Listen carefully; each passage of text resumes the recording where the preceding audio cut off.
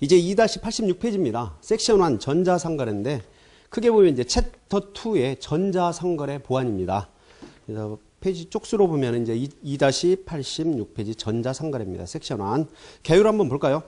자, 컴퓨터 등의 정보 처리 시스템을 이용한 전자문서로 재화나 용역의 거래를 함에 있어서 그 전부 또는 일부가 처리되는 거래라고 할 수 있고, 여기에는 그의 부수적인 활동을 포함을 한다.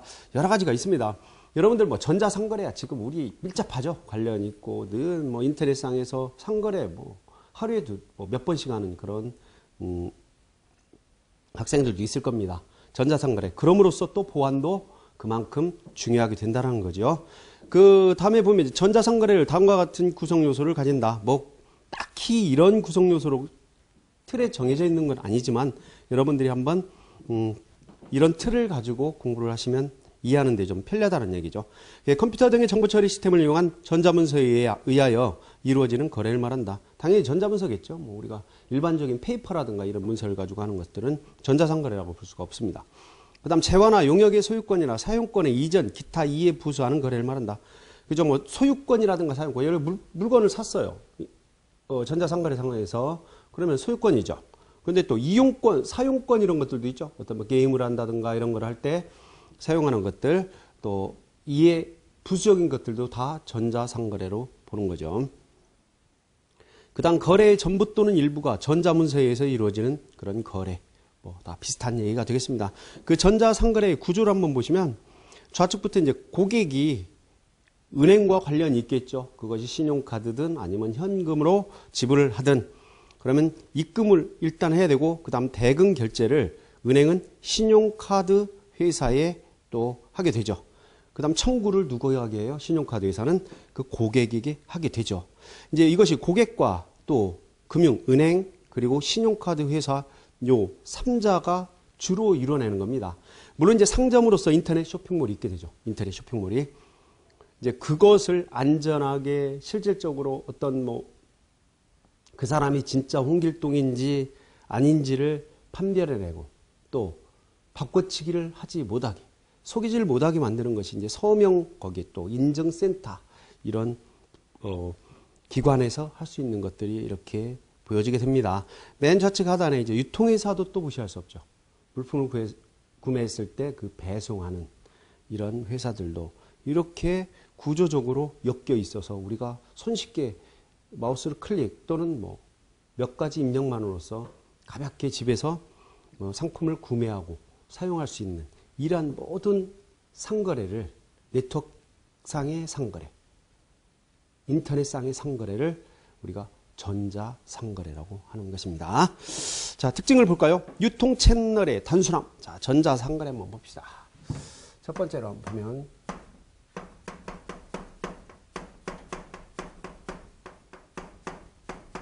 전자상거래예요. 개요는 한번 봤고 얘의 특징을 한번 보자. 전자상거래의 특징이 뭐냐 이거죠. 특징을 보게 되면 유통 채널이 단순하다. 유통 채널 단순화.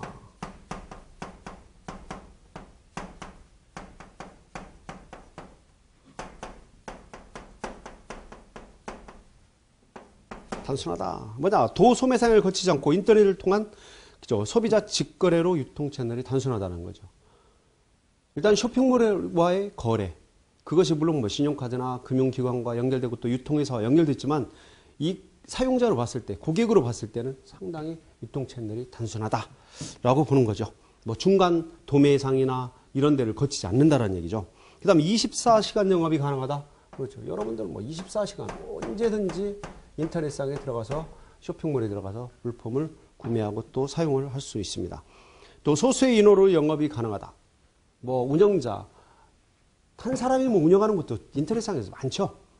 물론 뭐 많이 너무나 뭐 장사가 잘 된다고 보면 직원을 둬서 하는 경우도 있지만 그 소수의 인원으로도 영업이 가능하다는 거죠.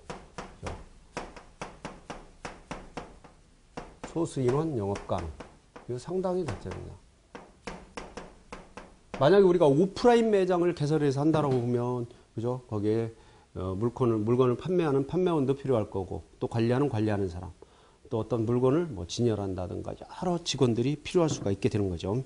또 보안요원도 필요할 것이고 또 안내하는 그런 직원들도 필요할 것이고 상당히 많이 필요하다는 얘기죠. 하지만 인터넷상에서는 그런 것들이 인원으로서 봤을 때는 최소 인원으로 운영이 가능하다는 겁니다. 그 다음 시장조사나 영업사원 없이 온라인을 통한 정보 수집이 가능하다. 그렇죠. 또 광고도 또한 온라인으로 할 수가 있습니다. 정보 수집 온라인.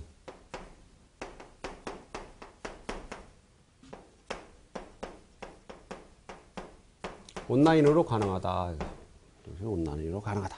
그다음 네트워크를 통한 판매다. 그게 전자상거래예요. 우리가 지금 인터넷상으로 많이 사용하고 있죠. 그 다음에 시장 또는 상점에 물리적인 공간이 필요가 없어요. 그렇죠. 서버 안에 어떤 쇼핑몰을 하나 구축을 해놓으면 그것으로 끝이 된다는 얘기죠. 그것으로 끝이 된다. 그게 네트워크의 판매다. 그죠? 네트워크상 판매다.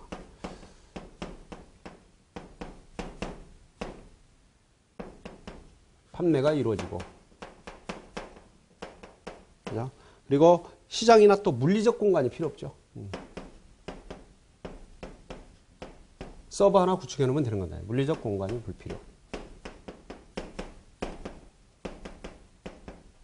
자, 이러한 전자상거래 특징을 가지고 있습니다. 뭐 어떻게 보면 상당히 상식적이고 이해하기 뭐 이걸 이해하지 못할 는 없겠죠. 전자상거래 늘 여러분들 곁에 지금도 구매하고 있잖아요. 넷놀이에 들어와서 하는 것도 마찬가지죠. 어떤 서버에서 이렇게 촬영된 그 동영상 강의를 서버에 올려놓으면 여러분들이 와서 구매를 하고 또 듣고 네트워크상으로 거래를 하는 겁니다. 아닙니까? 이것이 바로 전자상거래가 되는 거죠. 뭐 그걸 신용카드로 결제를 하든 아니면 일반 현금으로 결제를 하든 전자상거래를 지금 이용하고 계시는 겁니다. 자, 이런 특징을 가졌고요. 그렇다면 이런 전자상거래를 위해서 또 무엇이 필요하냐? 지불 게이트웨이라는 게 있어요. 지불 게이트웨이. 전자상거래하기 위해서는 지불 게이트웨이라는 게 있습니다. 지불 게이트웨이가 있다. 자, 가맹점 및 다양한 금융 시스템 거래사에서 중재자 역할을 하는 서비스의 일종이다. 예를 들어서 여러분들이 어떤 식당에 점심이나 저녁 밥을 먹으러 갔어요. 그래서 신용카드로 결제를 했습니다. 그 정보가 바로 신용카드 회사로 전달이 될까요? 그렇잖아요. 그 카드 결제를 하는 그 정보를 중개해주는 이 지불 게이트웨이 회사가 있습니다. 물론 그게 이제 벤 사업자라고 하는데 밸류 에디드 네트워크라는 벤 사업자라고 하는데 그 신용카드 사업자가 중재해주는 그 정보를 신용카드 중재해주는 지불 게이트웨이 회사로 정보가 전송이 되게 되는 거죠. 거기서 신용카드 회사와 또는 은행과 연동이 되어 있습니다. 그 중간에 있는 이 중재자의 역할을 하는 것이 지불 게이트웨이라는 겁니다. 자, 구성 요소를 보면 고객 있죠? 상품이 구매자일 거고 상점은 상품 판매자, 쇼핑몰이 될 거고요. 그냥 은행은 신뢰성 있는 관리자다. 은행 뭐 요금을 결제해 줄 때 필요할 거고 돈을 입금해 주고 또 인증기관, 신분하기를 한 제3자, 공개인증서 발급하는 기관이다. 제3자 이런 것들은 뒤에 이제 다시 설명을 하도록 하겠습니다. 하여튼 전자상거래에서는 이 지불 게이트웨이가 상당히 중요하다는 것을 여러분들이 기억을 하시면 됩니다. 뭐 가맹점과 금융거래 사이에, 그죠? 가맹점과, 자, 지불 게이트는요, 뭐 요거 기억을 해줘. 가맹점. 카드 가맹점이 있겠죠? 가맹점과 금융 시스템 사이에.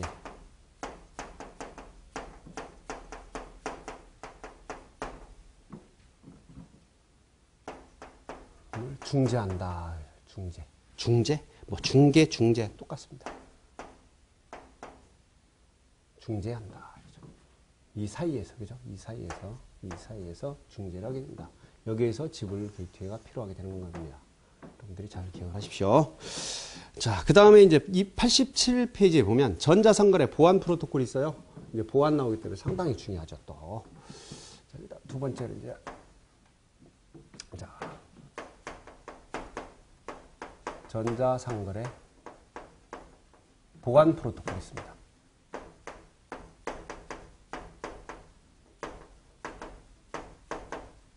그럼 이렇게 전자상거래를 편리하고 뭐 유통채널도 단순하고 24시간 언제든지 물품을 구매할 수 있고 이런 편리한 이런 전자상거래를 어떻게 하면 안전하게 할 수 있느냐는 얘기죠. 편리하면 또 보안에 취약할 수도 있고 어떤 뭐 물품에 대한 손실이나 이런 게 발생할 수도 있겠죠. 잊어버리고 이런 것들을 또 결제를 했는데 잘못될 수도 있고 또 다른 사람이 뭐 나를 사칭해서 결제할 수도 있고 이런 것들을 방지하기 위해서 무엇이 있냐면 전자상거래 이 보안 프로토콜이 있게 되는 것입니다. 그래서 물론 시험에 뭐 계속 나오죠. 회의 관계없이 계속 매번 나오게 되는 겁니다. 이 중에 하나가. 자, 1번은 뭐 보안 프로토콜 기반의 상거래 절차를 보세요. 뭐 그렇게 복잡한 건 아닙니다. 일단은 보면 고객과 상점 간의 거래니까 전자상거래는 그리고 금융 거래를 할 수 있는 거래은행 이렇게 제3자가 하게 돼요. 물론 신용카드를 사용하게 되면 또 신용카드 그 회사와도 거래를 하게 되는 거죠. 그 첫 번째 상거래 절차를 보면 거기에 이제 커스터머가 고객이 주고받고 하는 것들이 나옵니다. 이건 한 번씩 여러분들 읽어보시고요. 두 번째 이제 중요한 전자상거래 프로토콜의 첫 번째 선수가 나오게 됩니다. 번호로 보면 1번으로 그냥 표현을 할게요. 첫 번째 선수가 나와요. 이 셋이라는 게 나옵니다. 셋. 약은 뭐 Secure Electronic Transaction이라는 프로토콜이에요. 셋 프로토콜이죠. 셋 프로토콜입니다. 시험에 아주 잘 나오죠. 시험에. 보면요. 계율을 보세요. 비자와 마스터카드 사이에서 개발됐다. 이것도 은근히 중요해요. 비자 카드사 그리고 마스터카드.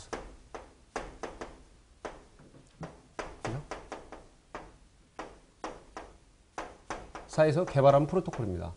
자, 그렇게 생각하면 되죠. 셋 프로토콜은 전자상거래 하는데 얘는 뭐 신용카드 결제 보안 프로토콜입니다. 그럼 비자나 마스터카드 이게 뭐야? 카드 회사죠. 당연히 카드 회사니까 뭐 카드 보안과 관련되는 상거래 관련되는 보안 프로토콜을 만들겠죠. 그래서 비자 카드사와 마스터카드 사이에서 개발된 신용카드 기반의 전자지불 프로토콜이다. 잘 기억을 하셔야 되고요. 그 다음에 공개키 기반 구조를 바탕으로 사용자 인증을 한다. 자, 공개키 기반 구조이다.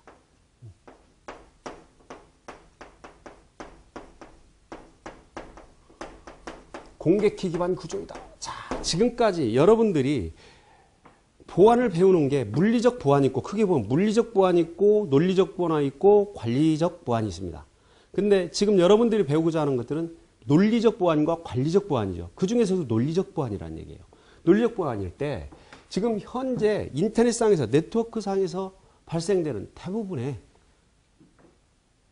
기반 구조가 공개키 기반 구조라는 얘기죠. 왜 그러냐면 대칭키와 이제 후에 가면 배웁니다. 대칭키와 공개키가 있을 때 대칭키의 가장 큰 문제점이 키 교환의 문제점입니다. 열쇠를 똑같은 키를 나눠 가져야 되는데 인터넷상에서 네트워크상에서 주고받기가 대칭키가 어렵다는 얘기예요. 하지만 공개키는 쉽게 키를 교환할 수 있기 때문에 대부분은 다 공개키 기반 구조를 씁니다. 공개키 암호 알고리즘을. 뭐로 해서? 키 교환 때문에. 그래서 이제 후에도 나오겠지만 대부분의 전자상거래나 전자서명, 네트워크상에서 이루어지는 이런 것들은 다 뭐예요? 공개키라고 일단 여러분들이 기억을 하셔도 그렇게 무리 없어요. 다만 대칭키가 반드시 필요한 거는 그때 집어드립니다. 제가. 나머지는 다 공개키예요. 왜? 키 교환 때문에. 강조해드렸습니다. 뭐다 우리 네트워크상에서 모든 상거래든 전자서명이든 모든 것들은 무슨 키를 사용한다? 공개키를 사용한다라고 일단 머릿속에 담아두시면 됩니다. 그리고 대칭키일 경우는 또 대칭키만의 키 교환의 프로토콜이 있어요. 뭐 DPL만이나 또 이런 대칭키만을 가지고 키 교환할 수 있는 그런 프로토콜들은 따로 이제 공부를 하기 때문에 뒤에 공개키 기반 구조를 바탕으로 사용자 인증한다는 거. 그 다음에 지불 시스템에 대한 기술 표준이 있다. 셋 프로토콜을 이용한 전자상거래 그 밑에 나와 있죠. 일단 셋 프로토콜은 뭐와 관련이 있다는 얘기죠? 카드와 관련이 있다. 카드사와 관련이 있다. 마스터. 카드와 관련이 있다. 신용카드와 관련이 있다는 걸 여러분들 기억하면 기억하기가 너무 쉽습니다. 이제 가면 갈수록. 자, 보세요. 그 밑에 이제 셋의 수행이 있습니다. 카드 소비자 구매 요구를 하고, 그 다음 상점에 요구를 하겠죠? 그러면 지불 게이트. 자, 상점에서는 항상 어디 간다고 그랬습니까? 지불 게이트로 간다고 그랬죠? 가맹점. 여기가 상점이에요, 가맹점이. 여기에서 가맹점이라 하면 신용카드 가맹점을 얘기하는 겁니다. 그러니까 상점이 되겠죠, 상점이. 여기가 상점. 이렇게. 상점이 이제 지불 게이트로 보내주겠죠. 그럼 매입기관이 있어요. 매입을 한다고 그러죠. 그게 발행기관이 있고, 매입기관에서 지불 게이트로 이제 매입했다는 걸 지불 게이트로 다시 보내주는 거예요. 보내주면 그 정보가 상점으로 다시 가게 되죠. 그럼으로써 이제 그 상점에게 구매 물품에 대한 대금을 상점으로 입금을 시켜주는 거예요. 결제하자마자 상점에 돈이 결제되는 거 아니지 않습니까? 전자상거래는. 그죠? 지불 게이트를 거쳐서 매입 절차가 끝난 다음에 그 금융 시스템에서 다시 가맹점으로 다시 되돌려주는, 입금을 시켜주는 이런 형태가 된다는 거죠. 일단 이렇게 기억을 하시고요. 그 다음에 2-88페이지 오면 이제 전자봉투가 나와요. 전자봉투. 전자봉투가 나옵니다. 자, 전자봉투는 이쪽에다 설명을 해드리겠습니다. 옆에는 설명해 드릴 게 또 있어요. 자, 전자봉투가 나와요. 전자봉투. 여기 3번이라고 그럴까요?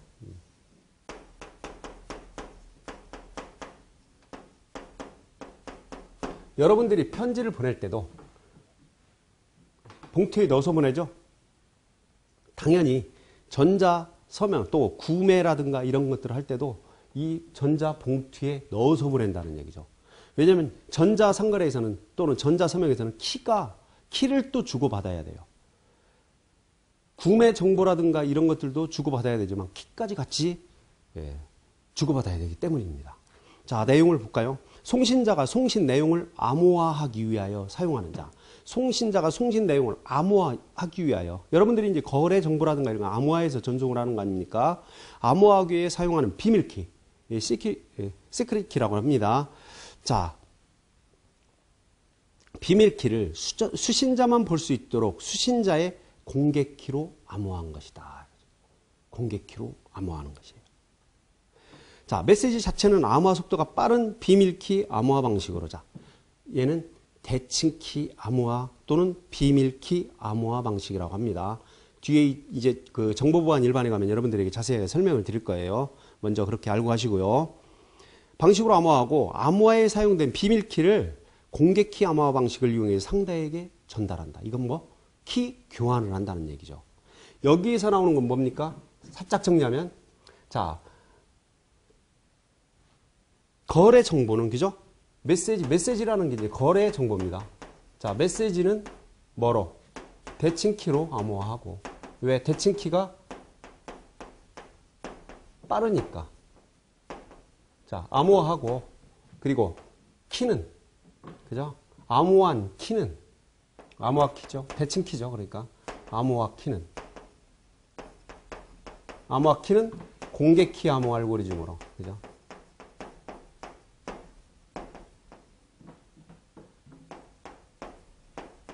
알고리즘으로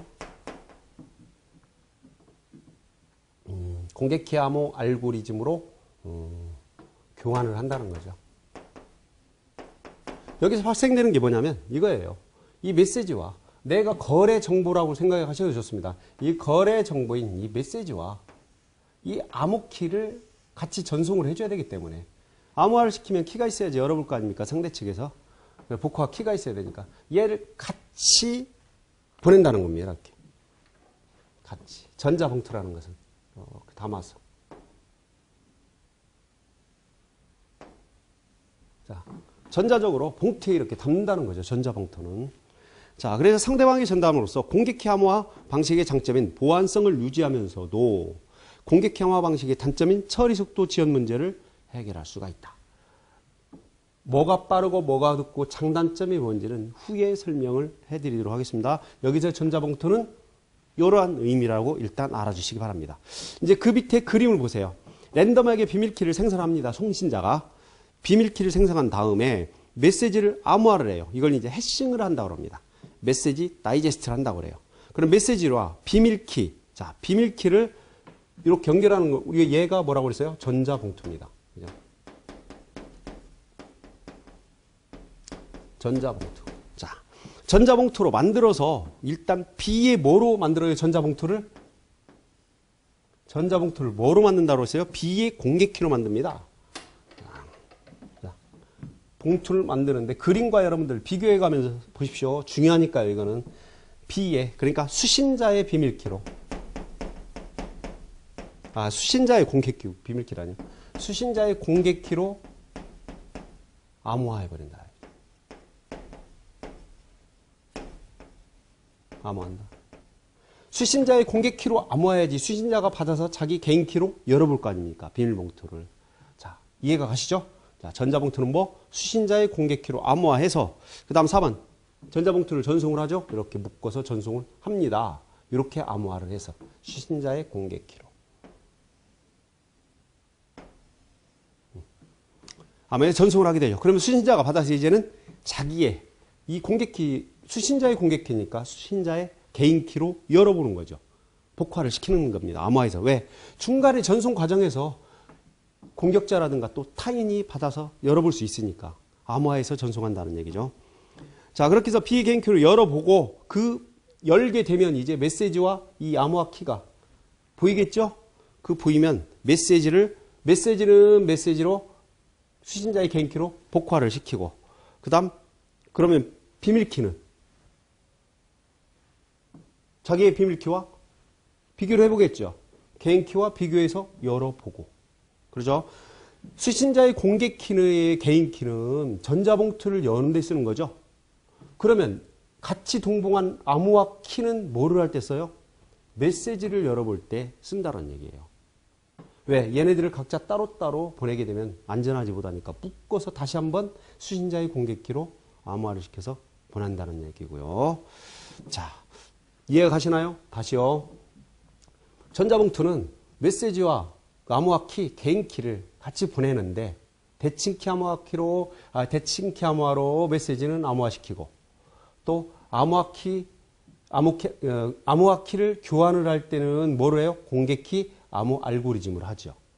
그걸 담아서 상대 측 수신자에게 전송을 했을 때 이 전자봉투 전체를 다시 한번 누구의 공개키로 암호화를 해요? 수신자의 공개키를 암호화를 시켜서 전송을 하게 되면 받아서 수신자는 자신의 공개키로 전자봉투를 열어보고 열었더니 뭐가 나와요? 암호화 키가 나오죠? 메시지 나오죠? 이 암호화 키를 가지고 다시 메시지를 복호화를 시킨다.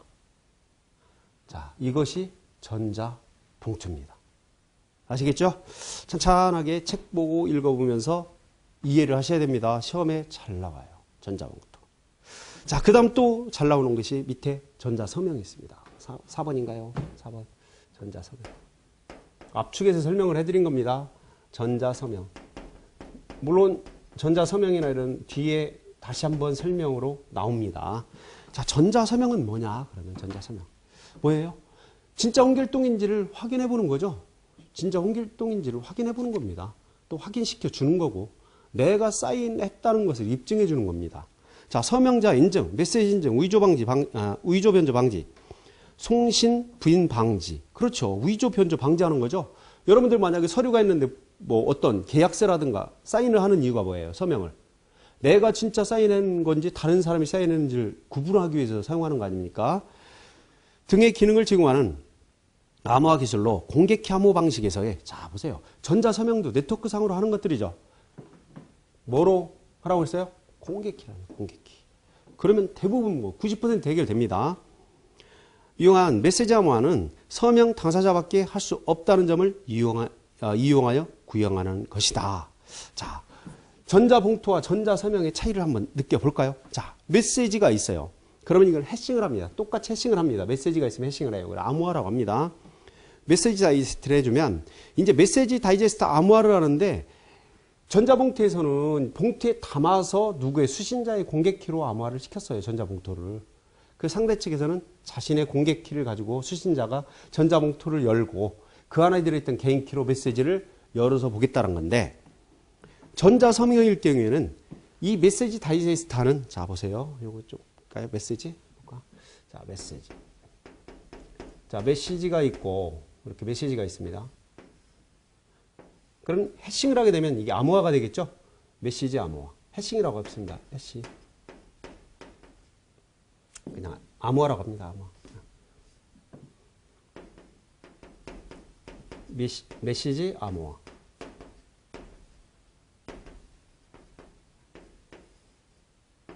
자, 메시지 암호화를 이렇게 합니다. 다이제스트에서. 메시지 암호화라는데 뭐로 다시 얘를 암호화를 시키냐면 자, 해싱을 한 거죠. 얘는 지금 해싱을 한 겁니다. 해시. 자, 해싱을 해서 메시지 자체를 자, 해시 함수로 MD5 뭐 해시 함수로 해싱을 했는데 이 암호화된 메시지를 서명을 해야 되겠죠. 여러분들 문서를 만들어 놓은 겁니다. 여기다 서명을 해야 됩니다. 서명. 자, 여기에 서명을 하게 되는 거죠. 그래서 이 서명을 하게 돼요. 이렇게.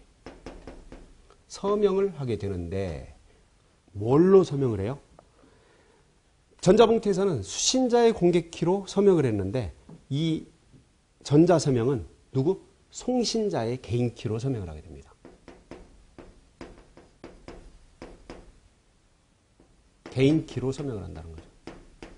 이게 전자서명의 아주 큰 특징이라고 여러분들이 보시면 됩니다. 송신자의 개인키다. 왜? 내 메시지를 내 키로, 내 개인키로 암호화를 시키면 누구나 그 키를 열어볼 수 있어요, 없어요? 그 얘기는 내가 한 사인을 남들이 바꿔서 변주를 한다든가 할 수가 없다는 얘기죠. 예를 들면 수신자의 공개키로 암호화를 시켜버리면 수신자가 받아서 자기 개인키로 열어서 충분히 변주를 할 수가 있겠죠. 그래서 전자서명에서는 그 반대로 송신자 개인키로 메시지를 암호화한다. 이것이 이제 전자서명으로 보는 겁니다. 그럼으로써 누구도 그 서명을 변주를 한다든가 수정을 할 수 없도록 변조한다든가 수정할 수 없도록 만들 수 있는 것이 전자서명이죠. 그래야지만 본인 외에는 본인의 사인을 누구도 할 수 없게 만들어버리는 이것을 우리 뭐라고 그런다? 전자서명이라고 하는 것입니다. 전자서명. 자, 그 그림을 한번 보면 메시지를 해싱하니까 메시지 다이제스트에서 메시지 다이제스트 암호화를 시키죠. 그 암호화를 시킬 때 뭐로? 서명입니다. 그것이 A의 개인키로 서명을 하게 되죠. 그렇게 해서 만들어내면 상대 측 수신자에서 A의 비밀키를 가지고 메시지를 복화해내는 거죠. 그리고 메시지 다이제스트하고 또 해당 메시지를 확인할 수 있도록 보는 거죠. 전자서명에서는 확인은 가능하죠. 확인은 가능하죠. 그렇잖아요. 여러분들은 사인을 해놨잖아요. 다 보이잖아요. 확인은 가능한 겁니다. 이제 그게 한번 시험에 그렇게 출제가 됐었는데 전자서명에서는 왜냐하면 보안이니까 막 전자서명에는 확인도 못하도록 이렇게 하는 것처럼 느껴지죠. 은근히. 하지만 그렇지 않습니다. 전자서명은 누가 서명했는지를 확인할 수 있어야 돼요.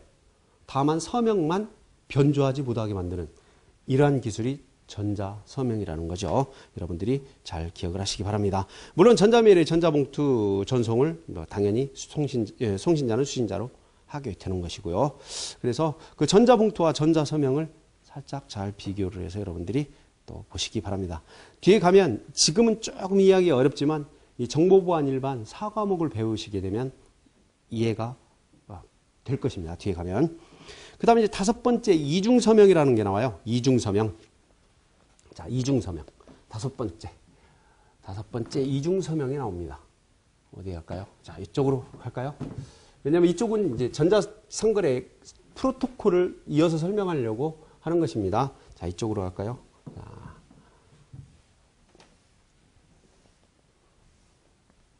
여러분들이 노트를 잘 정리하십시오. 노트 정리를.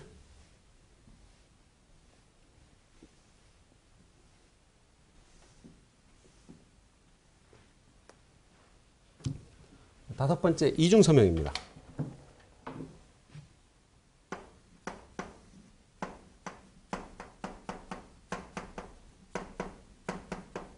이중서명이에요. 자, 이중서명이 뭐냐면 이겁니다. 에서는 그 Secure Electronic Transaction 프로토콜이죠. 이게 이제 비자 카드와 마스터카드 사이의 전자상거래 보안 프로토콜이라고 그랬죠. 그러니까 고객의 결제 정보가 판매자를 통하여 해당 지불 정보 중개기관, 이걸 뭐라고 했습니까? 지불 게이트웨이라고 표현했었죠. 전송됨에 따라 고객의 결제 정보가 판매자에게 누출될 가능성이 있다는 얘기예요. 여기서 보면 자, 가맹점이 이렇게 있죠. 가맹점이 있고 금융 시스템이 있어요. 금융 시스템이 있어요. 그럼 지불 게이트웨이는 지금 어디에 위치하고 있는 거예요? 여기에 위치하고 있는 거죠. 지불 게이트웨이가. 얘가 지불 게이트웨이예요.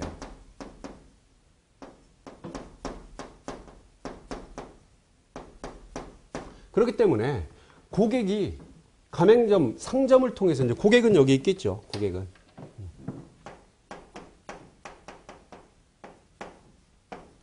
상점, 가맹점을 통해 상점을 통해서 그죠? 물건을 구매를 할 거 아닙니까? 그런데 이 고객이 상점을 통해서 이 구매 정보가 있어요. 여기 구매 정보. 그죠? 구매 정보. 있을 거 아닙니까? 노트북을 뭐 한 대 샀다. 노트북 얼마짜리를 몇 대 샀다라든가 이런 구매 정보가 있죠. 근데 그런 구매 정보가 모두 금융 시스템까지 전송이 된다면 일반 개인 이런 정보들이 노출이 되겠죠. 그 노출이 되지 않도록 구매 정보 이런 것들이 노출이 되지 않도록 자, 지불 중개자로 전송됨에 따라 고객의 결제 정보가 판매자에게 노출 가능성이 있다는 얘기예요. 그렇죠. 노출 가능성이 있죠. 그대로 정보를 다 전송하게 되면 판매자에 의한 결제 정보의 위조, 변조 가능성도 있다는 얘기죠. 노출될 가능성도 있지만 구매 정보가 자, 노출있지만 노출 위험도 있지만 뭐가? 위 변조 가능성도 있다 이거죠. 위조나 변조. 위조나 변조 가능성도 있다.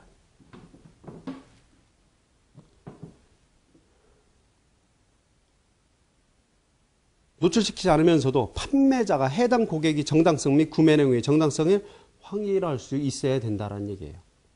자, 그래서 이를 위해서 주문 정보의 메시지 다이제스트와 지불 정보의 메시지 다이제스트를 합하여 다시 메시지 다이제스트를 구한 후 고객의 개인키로 암호화를 한다라는 얘기죠. 자, 여기 줄였죠? 여기 지금 표현을 다 해드렸지만 이걸 팍 줄이면 이겁니다. 이거예요. 이중 서명이란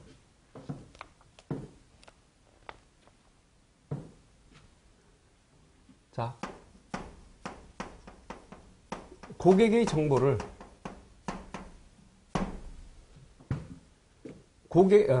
이중 서명이라 하면 고객의 정보를 금융사는 고객의 그러니까 구매 정보죠.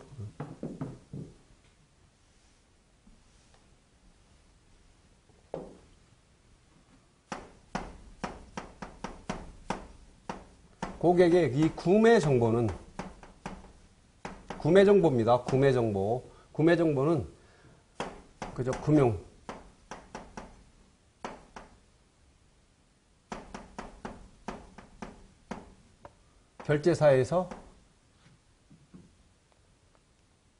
결제사에 노출되지 않고 그죠? 노출 위변조 노출시키지 않고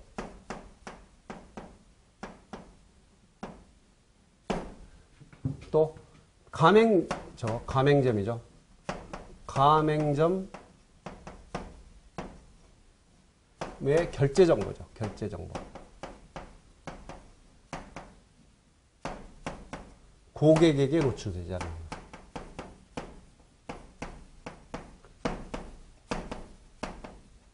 것. 노출시키지 않음. 이것이 이중서명입니다. 이중서명. 그래서 고객의 구매 정보는 금융결제사에 노출시키지 않고 가맹점의 결제 정보는 또 가맹점과 금융사의 결제 정보는 고객에게 노출되지 않도록 서명하는 것을 우리는 이중서명이라고 한다는 얘기죠. 여러분들 잘 기억을 하시면 됩니다. 이중서명. 나중에 가면은 이중서명 말고 또 뭐죠? 뒤에 제4과목에 가면 또 서명의 여러 종류가 나와요. 막 이중서명, 다중서명 이것과 헷갈리지 말라고요. 여기에서는 반드시 이중서명은 뭐와 관련이 있어요? 지금 전자상거래와 관련이 있다는 것을 꼭 기억을 하셔야 됩니다. 자, 그 다음 지불기관은 판매자가 전송한 결제 요청이 실제 고객이 의뢰한 전문인지를 확인할 수 있도록 하는 이중서명 기술의 도입이 필요하게 되었다. 그래서 확인할 수 있어야 되죠. 이러면서도 충분히 상거래가 원활하게 이루어질 수 있도록 만들어지는 이런 구조가 전체적으로 보면은 우리가 신용카드 또는 금융으로 결제하는 전자상거래로 볼 수가 있습니다. 자, 여기까지 하고요. 이중서명 좀 잘 알아들이고 이건 말로 표현해드리고 이 구조를 가지고 한 번씩 여러분들이 기억을 하시기 바랍니다. 또 전자봉투와 전자서명 그리고 이중서명 잘 확인하세요. 뒤에 가면 또 나와요. 뒤에 가면 또 다시 설명을 해드리겠습니다. 자, 특징. 이중서명, 그 다음 특징 보면요. 트랜잭션 정보의 비밀성을 보장하기 위해 공개키, 비밀키 암호를 사용한다. 공개키는 키 교환을 위해서, 비밀키는 메시지 암호화를 위해서, 전자서명이나 해시 알고리즘을 이용해 카드 사용자 및 상점을 인증하여 서로 신뢰하고 거래할 수 있도록 한다. 전자상거래 보안 프로토콜이니까. 세 프로토콜로. 그 다음에 SSL의 상인에게 지불 정보가 노출되는 문제점을 해결할 수가 있다. 그죠? 그러니까 SSL, 시큐어 소켓 레이어라는 전자상거래 프로토콜이 또 나옵니다. 이거는 상인에게 지불 정보가 노출된다는 얘기예요. 고객의 정보가. 그죠? 노출된 문제점을 해결하는데, 그럼 결국에는 세 프로토콜은 뭐? 고객의 정보가.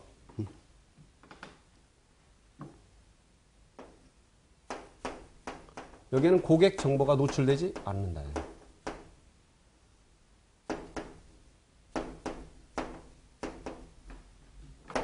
노출을 차단하는 프로토콜이라는 고객 정보. 노출 차단하는 프로토콜이다.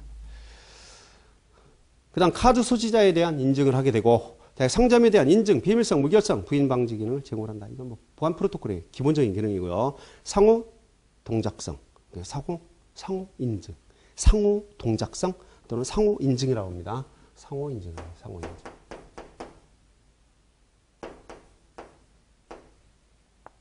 상호 동작성 빼겠습니다. 왜냐하면 SSL하고 나중에 가면 헷갈릴 수 있으니까 일단 지우겠습니다. 상호 동작성은.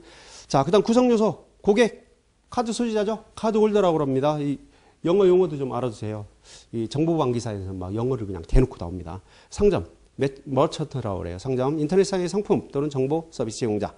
지불 게이트웨이, 페이먼트 게이트라고 합니다. 판매자가 요청한 지불, 고객의 지불 정보, 카드 번호 등 이런 것들 말합니다. 이런 것들 금융기관에게 승인 및 결제를 요청하는 자.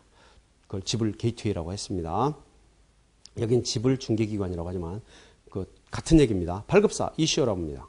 고객 카드를 발급하고 고객 계좌가 개설된 금융기관, 그걸 발급사라고 해요. 그 다음 매입사, 상점을 가맹점으로 승인하고 상점 계좌가 개설된 금융기관, 그걸 매입사. 카드를 결제하게 되면 매입사가 매입을 합니다. 그럼으로써 이제 대금을 지불해주고 이런 것들이 이루어지는 거죠. 인증기관, 서티피케이트 어서리티라고 해서 상점을 가맹점으로 승인하고 상점 계좌가 개설된 금융기관을 말한다라고 합니다. 자, 그 구성 요소에 대한 그 개념도 좀 알아두십시오. 그런데 뭐 어려울 건 없습니다. 이제 발급사나 매입사 이런 것들이 여러분들이 좀 낯설겠지만 한번 여기서 뭐 한 번만 읽어봐도 이해되니까요. 그다음 8번째 이제 암호화 기술이 있어요. 암호화 기술 8번째. 6, 7분 넘어갔고요. 8번째 암호화 기술을 봅시다.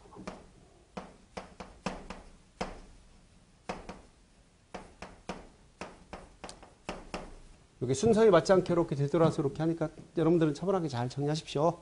왜냐면 이쪽은 다시 설명할 것들이 있어서 남겨두는 겁니다. 자, 대칭키 암호화 기술이네요. 대칭키. 자, 대칭키 암호화. 우리가 일반적으로 네트워크에서는 대칭키를 쓴다고 그랬죠? 대칭키 암호화 기술. 키교환 문제를 해결하기 위해서 씁니다. 전자문서 암호화 기술입니다. 그 다음 공개키. 이거 대칭키 암호화. 그 다음 공개키 암호화.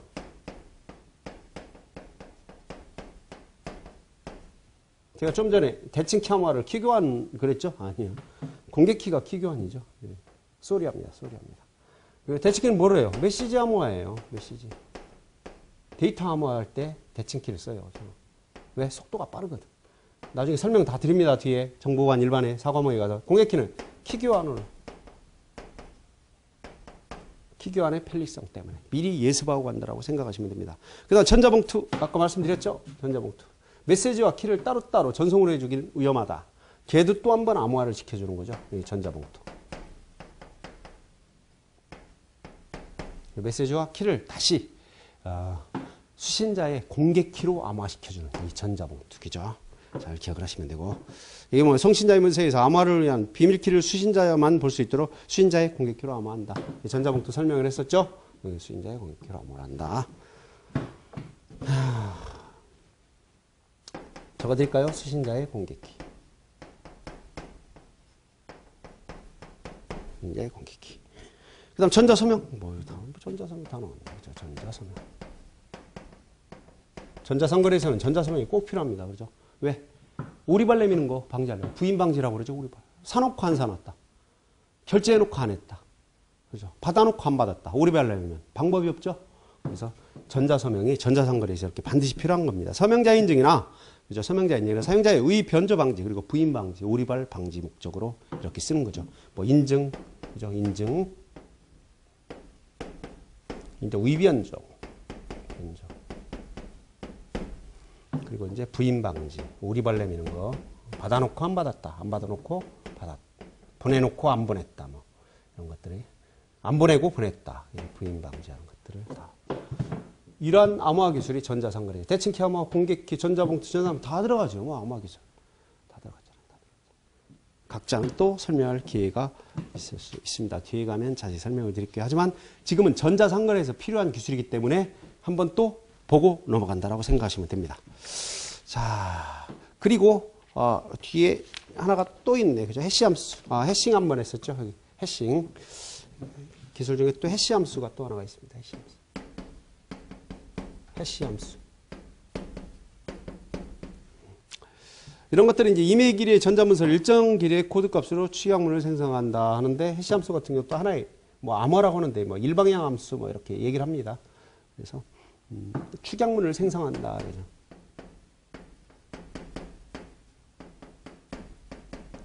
축약문 생성. 이걸 우리가 메시지 다이제스트라고 하죠. 메시지 다이제스트라고 한다. 자, 이랬을 때 셋 프로토콜의 장점이 나오네요. 장점. 전자상거래 사기 방지. 이건 뭐 셋 프로토콜뿐만 아니라 다른 것들도 다 그렇습니다. 얘 한번 장점을 알아볼까요? 장점. 이렇게 나누려고 이렇게 정리하는 이유가 있습니다. 전자상거래 사기 방지. 전자상거래 사기 당연하겠죠.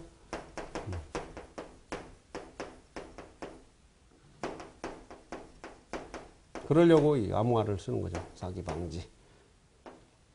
또는 뭐 기존 신용카드 기반을 활용하고 장점이라는 거. 뭐 기존.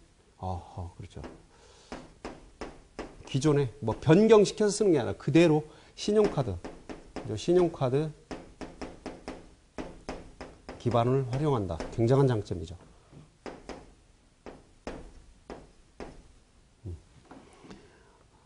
그 다음에 SSL 단점 노출했었죠. 장점이죠. 고객 정보 노출을 차단한다. 이것도 장점입니다. 여기에 같이 이렇게 내려서 적으셔도 상관없어요. 장점입니다. SSL 프로토콜은 노출이 돼요. 장점이라는 거. 단점 한번 볼까요? 자, 단점. 단점이 뭐가 있나요? 암호 프로토콜이 복잡하다. 왜 복잡할까요? 이 신용카드에다가 공개키 암호 알고리즘 뭐예요? 복잡해요. 나중에 배웁니다. 그죠? 그래서 암호 프로토콜이 복잡하다. 암호 프로토콜은 복잡하면 어떻게 해요? 속도가 느려요.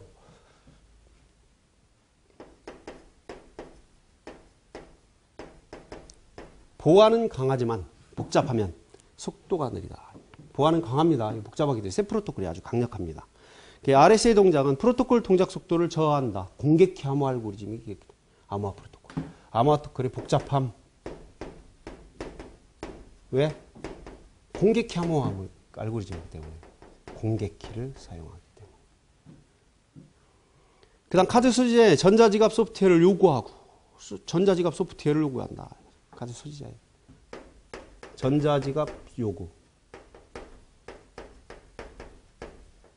단점이죠. 이런 것들은 추가적으로 요구하는 것들이기 때문에. 그 다음에 이제 상점의 소프트웨어를 또 요구하고. 상점의 소프트웨어를 설치해야 된다는 거죠.